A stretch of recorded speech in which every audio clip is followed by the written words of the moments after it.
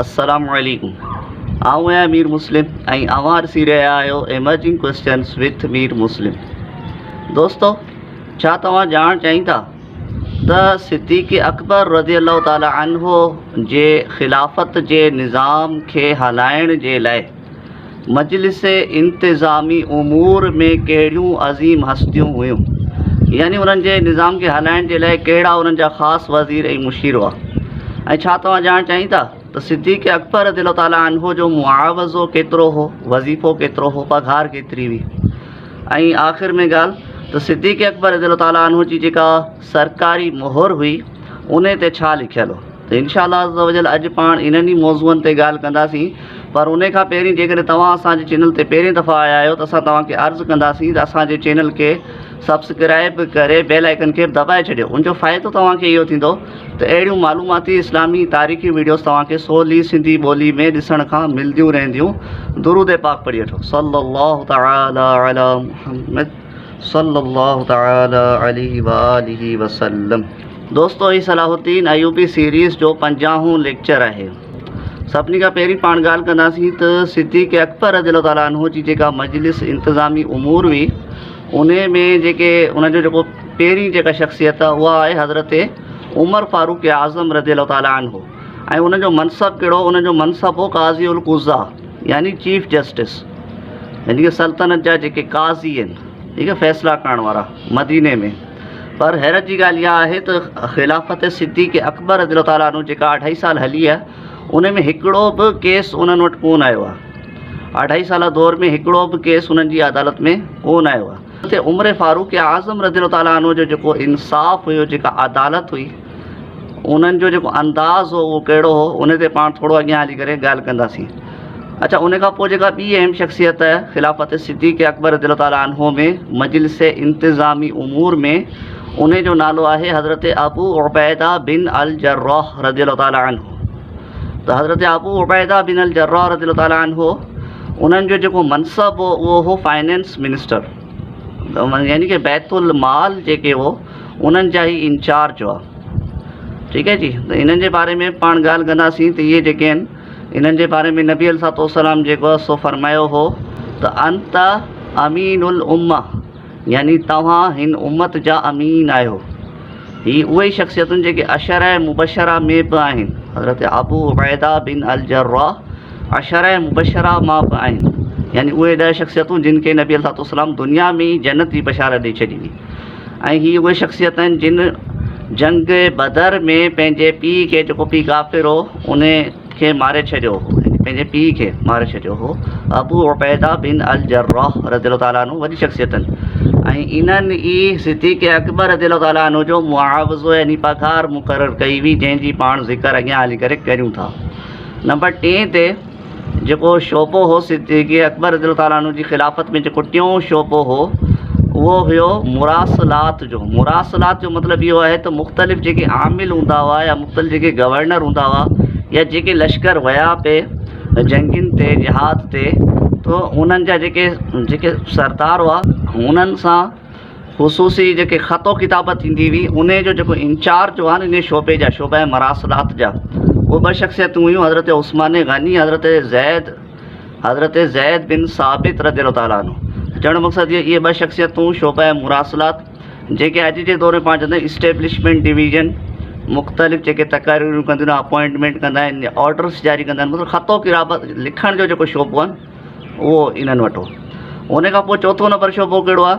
चौथों नंबर शोबो उहो आहे त मुख़्तलिफ़ उन में, मतिलबु जेकॾहिं पाण ब्यूरोक्रेसी जी ॻाल्हि कयूं त ब्यूरोक्रेसी में 2 ई माण्हू आहिनि। हिकिड़ा आहिनि उमाल यानी कि टैक्स कलेक्टर, यानी ज़कात ऐं उशर वग़ैरह जेके कलेक्ट कंदा हुआ, ऐं हिकिड़ा हूंदा गवर्नर जेके ओवरऑल सॼे इलाइक़े खे इंतिज़ाम खे ॾिसंदा हुआ। त इहा त हुई टोटल ख़िलाफ़त सिद्दीक़ अकबर में हिकिड़ी मुख़्तसर सी उन्हनि जी जेका काबीना हुई। त इहो उन्हनि जो सॼो हुकूमती निज़ाम इहो ई हो।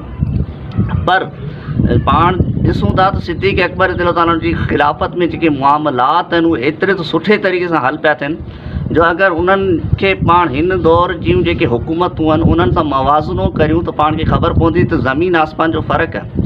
हिन दौर जा जेके महकमा आहिनि, डिपार्टमेंट्स आहिनि, तमामु घणा आहिनि ऐं उन्हनि जी तरबियत ते अरबें करोड़ें रुपया ख़र्च थियनि था।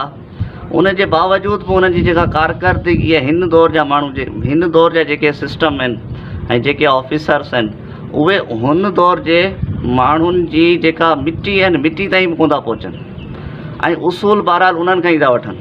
हालांकि हिन दौर जा माण्हू पढ़ियल लिखियल वधीक आहिनि, उन्हनि खां त ख़ैर वधीक कोन्हनि पढ़ियल लिखियल, पर चवां थो एतिरो घणो दुनियावी इल्म जे बावजूद बि उसूल जेको आहे उहो सिद्दीक़ अकबर जे दौर जो ई पियो हले। त बहरहाल हिकिड़ी इहा ॻाल्हि थी वई। हाणे पाण ॻाल्हि था करियूं त हज़रत उमर फारूक आज़म रज़ियल्लाहु ताला अन्हु जो इंसाफ़।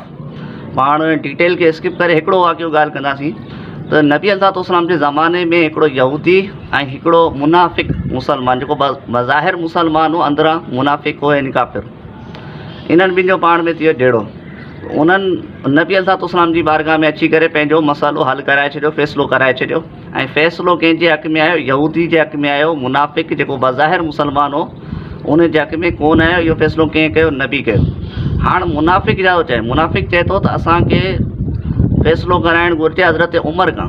हाणे ॿई शख़्सियतूं वयूं आहिनि कंहिं वटि? हज़रत उमर वटि। त हज़रत उमर खे ॿुधाए थो यहूदी त तव्हां खां पहिरीं असां फ़ैसिलो कराए आया आहियूं कंहिंखां? नबी अलैहिस्सलाम खां। ऐं हाणे तव्हां वटि वरी ही मुनाफ़िक वठी आयो आहे फ़ैसिलो कराइण जे लाइ। त सिधी हज़रत उमर चवंदा तव्हां बीहो हिते, पंहिंजे घर वञनि था, पंहिंजे घरां जेको आहे उघाड़ी तलवार खणी था अचनि ऐं उन मुनाफ़िक जो सिर जेको आहे कलम था करे छॾीनि ऐं पोइ चवनि था जेको मुंहिंजे नबी अलैहिस्सलाम जे फ़ैसिले खे नथो मञे ऐं वरी मूं वटि आयो आहे फ़ैसिलो कराइण, पोइ मुंहिंजो फ़ैसिलो इहो ई आहे।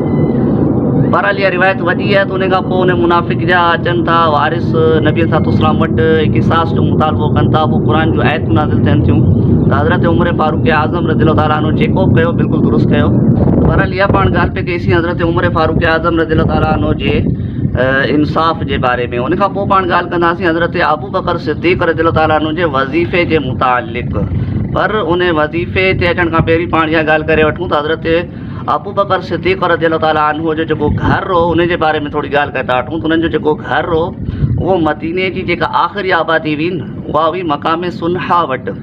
त मक़ाम सुन्हा वटि उन्हनि जो जेको आहे सो घरु हूंदो, जितां खां 6 महीननि ताईं पाण ईंदा रहिया ऐं मस्जिद नबवी ईंदा हुआ ऐं मस्जिद नबवी मां ख़िलाफ़त जो सॼो सिस्टम हलाईंदा हुआ। छो जो सरकारी अलॻि सां का इमारत कोन हुई, का रिहाइश कोन हुई, त हू ईंदा हुआ उतां खां। ऐं मदीने जे वेझो बि अंदरि बि हिकिड़ी आबादी में हिकिड़ो नंढो घरु हो। पर ॿुधाइण वारी ॻाल्हि इहा त जहिड़ी हालति इन्हनि घरनि जी हिजरत जे वक़्तु हुई, ख़िलाफ़त खां पहिरीं हुई, ओड़ी ई हालति जेका आहे ख़िलाफ़त में बि रही। यानी इन्हनि घरनि जी तज़हीन या आराइश त परते जी ॻाल्हि, पर कंहिं क़िस्म जी का तब्दीली बि ख़िलाफ़त जे दौर में कोन आई आहे। छो कोन आई? छो जो पाण यारे गार यारे मज़ार कंहिंजा? नबी अलैहिस्सलाम जा।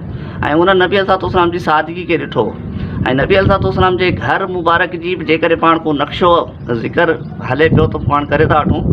किताब सीरत मुस्तफ़ा, उन में मदारिज नुबुवा जे हवाले सां जेको आहे सो हिकिड़ी ॻाल्हि आहे त नबी अलैहिस्सलाम जो जेको घरु हो उहो असल में मस्जिद नबवी शरीफ़ सां लॻोलॻि नबी अलैहिस्सलाम जूं जेके घर वारियूं हुयूं अज़वाज मुताहरात रज़ियल्लाहु ताला अन्हुन्ना, उन्हनि जा कमरा हुया। हाणे उन्हनि जी कमरनि जी डिघाई घणी हुई, वेकराई घणी हुई, त उन में इहो लिखियलु आहे त जेका उन्हनि जी डिघाई हूंदी हुई, लंबाई, उहा 10 हथ हुई। ऐं हथ जो मतिलबु जॾहिं बि हथ जी ॻाल्हि कई वेंदी आहे रिवायतुनि में, इस्लामी रिवायतुनि में हथ जो मतिलबु हूंदो आहे त हथ खां वठी हितां खां वठी ठूंठ ताईं, यानी कि अधु गज़, तक़रीबन अधु गज़। त चवण जो मक़सदु इहो आहे त 10 हथ लंबाई डेघ ऐं 6 या 7 हथ जेके आहिनि चौड़ाई यानी वेकराई। ऐं जेका भितियूं हुयूं उहे कचिन सिरनि जूं हुयूं ऐं जेका छित हुई उहा हुई खजूर जे पतनि जी। ऐं दरवाज़ा प्रॉपर कोन हूंदा, कवाड़ कोन हूंदो, बल्कि दरवाज़नि जी जॻह ते उते कंबल लटकियल हूंदा या टाट लटकियल हूंदा। टाट माना बोरा जेके हूंदा न, बोरियूं हूंदियूं आहिनि, उन्हनि जा पर्दा, कंबल या टाट जा पर्दा जेके लटकियल हूंदा। इहो आहे नबी अलैहिस्सलाम जे घर जी सादगी जो आलम। जेके नबी अलैहिस्सलाम काइनात में जंहिंखे जेका बि नेमत अगरि मिली आहे त उहो सदको कंहिंजो आहे, मुंहिंजे नबी अलैहिस्सलाम जो आहे। ऐं उन्हनि जी सादगी इहा आहे, इन घर के ज़ियारत जे लाइ, इन घर जी ज़ियारत जे लाइ फ़रिश्तनि जा सरदार हज़रत जिबरील अलैहिस्सलाम फ़ख़्रु कंदा हुआ इन घर जी ज़ियारत जे लाइ। त कुझु शेर पाण खे इन हवाले सां यादि पिया आया। दो जहान के खजाने दिए हाथ में खुदा ने, तेरा काम है लुटाना मदनी मदीने वाले। कभी जौ की मोटी रोटी तो कभी खजूर पानी, तेरा ऐसा सादा खाना मदनी मदीने वाले। तेरी सादगी पे लाखों, तेरी आजिज़ी पे लाखों, ओ सलाम आजिज़ाना मदनी मदीने वाले सल्लल्लाहु ताला अलैहि वसल्लम। तो चवण जो मक़सदु इहो त इहो नबी सल्लल्लाहु अलैहि वसल्लम जी सादगी जो आलम हो, अगरि उन सादगी जो हिकिड़ो ज़र्रो पाण खे मिली वञे त पंहिंजी दुनिया ठही वञे। अच्छा जी, हाणे पाण ॻाल्हि था करियूं त सिद्दीक़ अकबर रज़ियल्लाहु ताला अन्हु जी जेका पघार हुई उहा केतिरी हुई। त हाणे इन में रिवायतूं आहिनि। फैज़ान सिद्दीक़ अकबर किताब आहे, उन में 2-3 रिवायतूं आहिनि। हाणे उन्हनि रिवायतुनि जो जेकॾहिं पाण तत कढूं, मुख़्तसर तौर ते ज़िक्र करियूं आहे इहा, त उन्हनि जी जेका पघार हुई, जेका कंहिं मुक़ररु कई हुई हज़रत अमीनुल उम्मा हज़रत अबू उबैदा बिन अल जर्राह रज़ियल्लाहु ताला अन्हु, उन्हनि छा मुक़ररु कई हुई? पहिरीं उहा मुक़ररु कई हुई 2 चादरूं जेके पुराणियूं थी वेंदियूं त पोइ वापसि कयूं वेंदियूं, ऐं पोइ उन्हनि खे ॾिनो वेंदो हिकिड़ो जानवर जेको सफ़र वग़ैरह जे लाइ कमु ईंदो, ऐं जेको रोज़ जी अधु बकरी जेका आहे गोश्त। मतिलबु इहो हो त एतिरो ख़र्चु ॾींदा हुआ जेको ख़िलाफ़त खां पहिरीं सिद्दीक़ अकबर रज़ियल्लाहु ताला अन्हु पंहिंजे घर वारनि खे ॾींदा हुआ न ख़र्चु। ओतिरो ख़र्चु जेको आहे हज़रत अबू उबैदा बिन अल जर्राह रज़ियल्लाहु ताला अन्हु उन्हनि जे लाइ मुक़ररु करे छॾियो। पर उहो ख़र्चु सिद्दीक़ अकबर रज़ियल्लाहु ताला अन्हु जे लाइ काफ़ी कोन हुयो, छो जो सिद्दीक़ अकबर रज़ियल्लाहु ताला अन्हु जॾहिं ख़लीफ़ा थिया हुआ त पंहिंजो सॼो माल जेको बि उन्हनि जो उहो उन्हनि बैतुल माल में जमा कराए छॾियो। त जॾहिं तंगी अचणु लॻी त पोइ वरी उहो निकिता, केॾांहुं निकिता? बाज़ार में निकिता ऐं वरी उन्हनि जेको कारोबार कमु शुरू करे छॾियो। हज़रत उमर रज़ियल्लाहु ताला अन्हु जेके उन्हनि मस्जिद में ॾिठो त कुझु औरतूं हुयूं जमा थियूं हुयूं। पुछा कई त औरतुनि खां त तव्हां छाजे लाइ जमा थिया आहियो? त उन्हनि ॿुधायो त असां जेको हिकिड़ो फ़ैसिलो कराइण आया आहियूं सिद्दीक़ अकबर रज़ियल्लाहु ताला अन्हु खां। उन्हनि सिद्दीक़ अकबर रज़ियल्लाहु ताला अन्हु खे ॻोल्हींदे बाज़ार में वञी ॾिसी वरितो त सिद्दीक़ अकबर वरी जेको आहे पंहिंजो तिजारत जो कमु शुरू करे छॾियो। उन्हनि खे चयो त तव्हां हाणे ख़लीफ़ा आहियो, तव्हां वञी मस्जिद में मसइला माण्हुनि जा हल करियो। त हुननि चयो त जेको वज़ीफ़ो मुंहिंजे लाइ मुक़ररु थियो उहो मुंहिंजे लाइ नाकाफ़ी आहे, मुंहिंजो घरु वॾो आहे, त छा ईअं कोन थो थी सघे त मूंखे हिकिड़ी बकरी जो गोश्त रोज़ जो ऐं जेको आहे सो। अच्छा, उन खां पहिरीं जेको उन्हनि जो मुआवज़ो उहो साल जा 250 दीनार चांदी जा सिक्का साल जा, ठीकु आहे। छा ईअं कोन थो थी सघे त मुंहिंजो जेको सालाना मुआवज़ो आहे उहो 300 दीनार थी वञे, 300 दीनार। अच्छा, उते हज़रत अली बि पहुची हलिया। हज़रत अली बि इहा ॻाल्हि ॿुधी, हज़रत अली बि चयो त सिद्दीक़ अकबर बिल्कुलु सही था चवनि, हिननि जो जेको वज़ीफ़ो आहे उहो घटि आहे, उनखे वधायो वञे। त हुननि चयो ठीकु आहे, पोइ ईअं कयूं था। पर हज़रत अबू बकर सिद्दीक़ रज़ियल्लाहु ताला अन्हु जेके आहे उन्हनि चयो मुहाजिर ख़बर कोन्हे मञंदा अलाए कोन मञंदा। त बहरहाल सिद्दीक़ अकबर रज़ियल्लाहु ताला अन्हु मस्जिद आया, मस्जिद में बीठा ख़ुतबो ॾिनो, मुहाजिरीन खे चयो त मुंहिंजो पहिरीं ही वज़ीफ़ो हो ऐं हाणे हज़रत अबू बकर, हज़रत उमर ऐं हज़रत अली हज़रत उमर ऐं हज़रत अली रज़ियल्लाहु ताला अन्हु ही वज़ीफ़ो मुंहिंजे लाइ मुक़ररु नयो वज़ीफ़ो मुक़ररु कनि पिया, तव्हांखे को एतिराज़ु त कोन्हे? हुननि चयो न, असांखे को बि एतिराज़ु कोन्हे को। सभिनी मुहाजिरनि इहा राय ॾिनी। त चवण जो मक़सदु, इहे रिवायतूं ॿुधाइण जो मक़सदु इहो आहे त सिद्दीक़ अकबर रज़ियल्लाहु ताला अन्हु उहे पहिरियां ख़लीफ़ा हुआ जिन जो जेको मुआवज़ो, जेका पघार हुई, उन्हनि जी रिआया मुक़ररु पई करे। माण्हू मुक़ररु पिया कनि त तव्हांजी पघार एतिरी हूंदी। हिन दौर जे कंहिं बि हुकुमरान जे बारे में पाण तसवुर बि कोन था करे सघूं। त चवण जो मक़सदु इहो आहे त इहा ऐं उन्हनि जो इहो जेको मुआवज़ो हूंदो न उहो तमामु घणो, इन में माण्हू जागीरूं कोन थो ठाहे सघे। त बहरहाल ॻाल्हि इहा पई कईसीं त इहो। अच्छा, स्टैम्प वारी ॻाल्हि अची वई। हाणे तव्हांखे स्टैम्प जे बारे में यानी जेका स्टैम्प हूंदी हुई सिद्दीक़ अकबर रज़ियल्लाहु ताला अन्हु, बेसिकली मुंडी हूंदी हुई। मुंडी ते छा लिखियलु हो उन ते अचूं था, पर पहिरीं पाण नबी अलैहिस्सलाम जी जेका स्टैम्प हुई उन ते लिखियलु हूंदो अल्लाह रसूल मुहम्मद रसूलुल्लाह लिखियलु हूंदो, पर अल्लाह मथे रसूल विच में हेठि मुहम्मद, ठीकु आहे।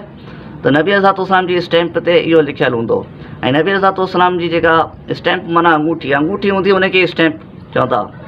ॿुधायो वियो त तव्हां जेके ख़त मोकिलियो था न ॿियनि बादशाहनि ॾांहुं, त उहे जेके ॿाहिरि जा बादशाह आहिनि, अजम जा बादशाह, उहो बिना स्टैम्प जे क़बूल कोन था कनि। त उन करे नबी अलैहिस्सलाम जेका स्टैम्प ठाराई। त चवण जो मक़सदु इहो आहे त हिकिड़ी मुंडी ॾिनी सिद्दीक़ अकबर खे। सिद्दीक़ अकबर खे हिकिड़ी मुंडी ॾिनी, चयो अथनि त तव्हां लिखाए अचो ला इलाहा इल्लल्लाह। अच्छा, हीअ ॿी मुंडी जी ॻाल्हि पई थिए, पहिरीं मुंडी जी ॻाल्हि कोन पई थिए, उन में त मुहम्मद रसूलुल्लाह लिखियलु हो। हीअ ॿी मुंडी जी ॻाल्हि पई थिए, नबी अलैहिस्सलाम हज़रत सिद्दीक़ अकबर खे चवनि पिया त तव्हां हिकिड़ी मुंडी ते लिखाए अचो ला इलाहा इल्लल्लाह बसि। ऐं पोइ जॾहिं हज़रत सिद्दीक़ अकबर विया उन शख़्स वटि जेको लिखंदो आहे मुंडी ते, उनखे चवनि था त तव्हां हिन ते लिखो ला इलाहा इल्लल्लाह मुहम्मद रसूलुल्लाह, पूरो लिखो। हाँ, जॾहिं उहो उन्हनि खे चयो मुंडी ठाराए करे नबी अलैहिस्सलाम वटि पहुता, त नबी अलैहिस्सलाम ॾिठो त हुन मुंडी ते ख़बर छा लिखियलु आहे, ला इलाहा इल्लल्लाह मुहम्मद रसूलुल्लाह सिद्दीक़ अबू बकर सिद्दीक़, यानी कि मतिलबु एतिरी वॾी लिखियलु आहे। त नबी अलैहिस्सलाम पुछा कई सिद्दीक़ अकबर खां त हीअ एतिरो सारो छो लिखायो आहे? त हज़रत अबू बकर सिद्दीक़ फरमायो त या रसूलल्लाह तव्हां चयो हो ला इलाहा इल्लल्लाह, पर मुंहिंजे इश्क गवारा कोन पे कयो, मुंहिंजे अदब गवारा कोन पे कयो, त अलाह जो नालो त हुजे ऐं तव्हांजो नालो न हुजे, इन करे मूं मुहम्मद रसूलुल्लाह पाण लिखायो आहे, पर अबू बकर सिद्दीक़ मूं कोन लिखायो आहे। ऐं पोइ पाण बि सोचणु लॻा त इहो कीअं लिखायो आहे। एतिरे में हज़रत जिबरील अलैहिस्सलाम अची हलिया ऐं उन्हनि चयो, कंहिंखे चयो, नबी अलैहिस्सलाम खे चयो त या रसूलल्लाह अलाह ताला खे बि गवारा कोन्हे त जिते जंहिं नाले सां या रसूलल्लाह तव्हांजो नालो लिखियलु हुजे उते अबू बकर सिद्दीक़ जो नालो न लिखियलु हुजे, इहो अलाह खे बि गवारा कोन्हे। त हिकिड़ी रिवायत हुई जेका मूं तव्हां ॿुधाए छॾी। बहरहाल हिकिड़ी रिवायत जेका हज़रत अबू बकर सिद्दीक़ जो जेको सरकारी ऑफिशियल स्टैम्प हो उहो इहो हो त हज़रत अब्बास रज़ियल्लाहु ताला अन्हु पुछा कई हज़रत अमीर मुआविया खां रज़ियल्लाहु ताला अन्हु खां कि हज़रत अबू बकर सिद्दीक़ जी जेका सरकारी मोहर हुई, स्टैम्प हुई, जेका मुंडी हुई, हुन ते छा लिखियलु हो? त उन्हनि ॿुधायो त हुन ते लिखियलु हो अब्द ज़लील ले रब जलील, यानी अल्लाह जल जलालहू जो आजिज़ बंदो। केतिरी आजिज़ी आहे हिननि माण्हुनि में, त पंहिंजे पाण खे चवंदा अब्द ज़लील बंदो, आजिज़ बंदो। चवणु मक़सदु इहो ई आहे। हिकिड़ी अॼु जी पंहिंजी वीडियो बि थोरी सी वॾी थी वई हूंदी, पर इन्हनि ॻाल्हियुनि में यकीननि पाण खे सिखण जे लाइ मौक़ो आहे। सुभाणे पाण इंशाअल्लाह अज़्ज़ वजल जेके हज़रत अबू बकर सिद्दीक़ जेके लश्कर रवाना कया हुआ ईराननि ॾांहुं ऐं रोम ॾांहुं, ऐं हज़रत जेके फतूहात हासिलु थियूं हुयूं उन बारे में सुभाणे जी वीडियोज़ में पाण ॻाल्हि कंदासीं। चवण जो मक़सदु इहो आहे त तव्हां असांजे चैनल खे जेकॾहिं पसंदि अची रहियो हुजे त काइंडली लाइक करे वठो ऐं सब्सक्राइब ज़रूरु कजो। मुंहिंजो फ़ाइदो असांखे इहो थींदो, असांखे हौसलो मिलंदो त असां वधीक महिनत करे तव्हांखे सिंधी सवली सिंधी ॿोली में इस्लामी तारीख़ खे मरहलावार जेको आहे सो तव्हांजे लाइ कॉन्टेंट ठाहे रहिया आहियूं। काइंडली सब्सक्राइब ज़रूरु कजो।